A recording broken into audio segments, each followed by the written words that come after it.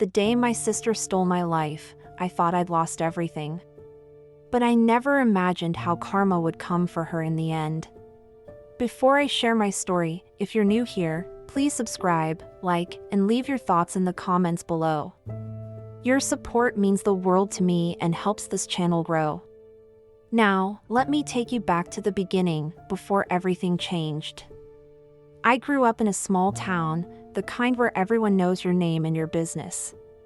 My sister Emily was 2 years older than me, and from the outside, we looked like the perfect siblings. But if you looked closer, you'd see the cracks. Emily was the golden child. She had the brightest smile, the loudest laugh, and a way of making everyone feel like they were the only person in the room. I was quieter, more reserved, the one who watched from the sidelines. Our parents adored her. Every report card, every trophy, every school play, Emily was the star. I was the shadow.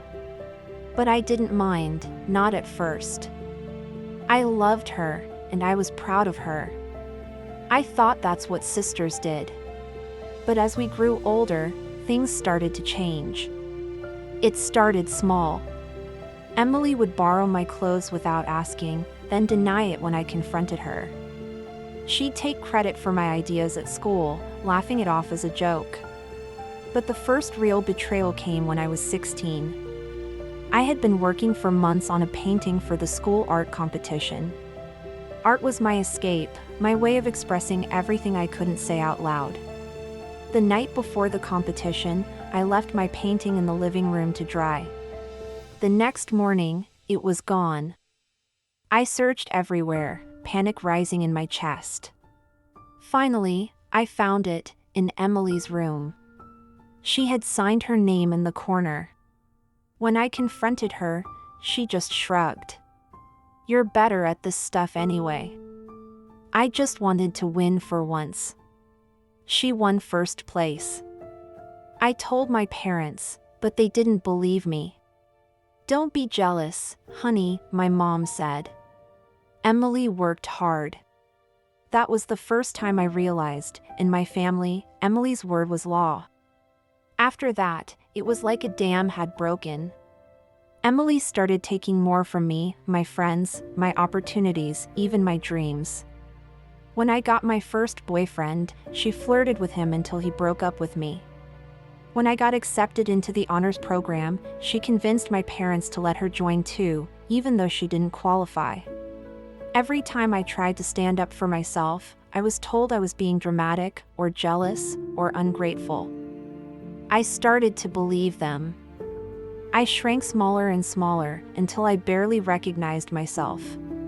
But I never stopped hoping that one day, things would change. The real breaking point came after high school. I had worked hard for years, saving every penny, studying late into the night, dreaming of going to art school in the city. I got in. Full scholarship. It was the happiest day of my life. But Emily had other plans. She failed her college entrance exams, and my parents were furious. Suddenly, all their hopes were pinned on me. But Emily couldn't stand it. One night, she came into my room, crying. She said she was sorry for everything, that she wanted to make things right. For a moment, I believed her. But the next morning, my acceptance letter was gone. I searched everywhere, but it had vanished. A week later, I got a call from the school. They said I had declined my scholarship. I was devastated. I confronted Emily, but she denied everything. My parents believed her, of course. I watched as my dream slipped through my fingers, and there was nothing I could do. I spent the next year in a fog. I worked at a local diner, saving what little I could, trying to find a new path. Emily went off to community college, but she dropped out after a semester. She moved back home, angry and bitter, blaming me for her failures. Our relationship was shattered. I felt invisible, unwanted, like a ghost in my own life. But even in the darkness, a small spark of hope remained.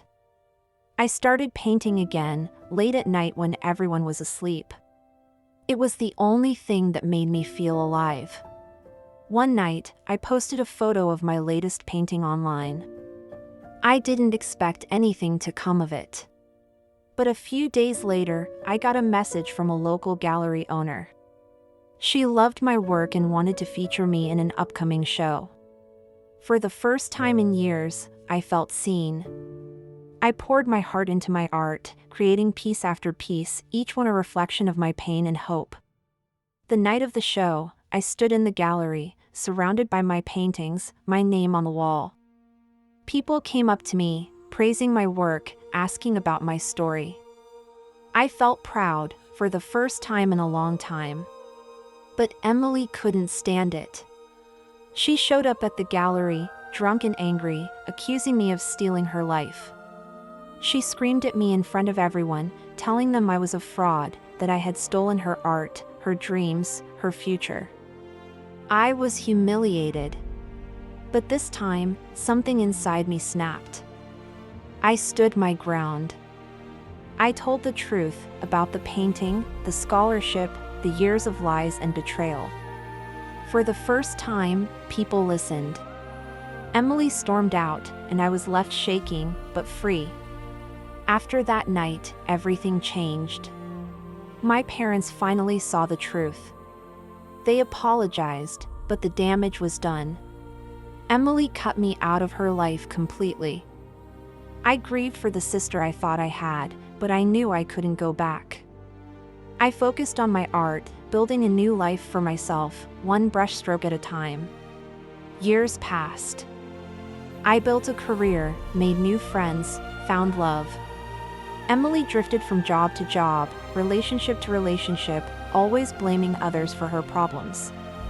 One day, I got a call from my parents. Emily had been caught stealing from her employer. She was facing charges. Karma had finally caught up with her.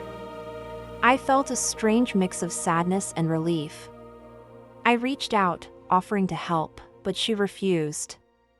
I realized then that I couldn't save her. She had to face the consequences of her actions. Looking back, I see now that losing my old life was the best thing that ever happened to me. It forced me to find my own voice, to stand up for myself, to create a life that was truly mine. If you're listening to this and you feel like someone has stolen your life, remember, no one can take your spirit, your talent, or your hope, unless you let them. Karma has a way of finding those who do wrong. But you? You have the power to start again, to build something beautiful from the ashes. Thank you for listening to my story. If you found something in it that spoke to you, please subscribe, like, and share your thoughts in the comments. Remember, your life is yours to live. Don't let anyone steal it from you.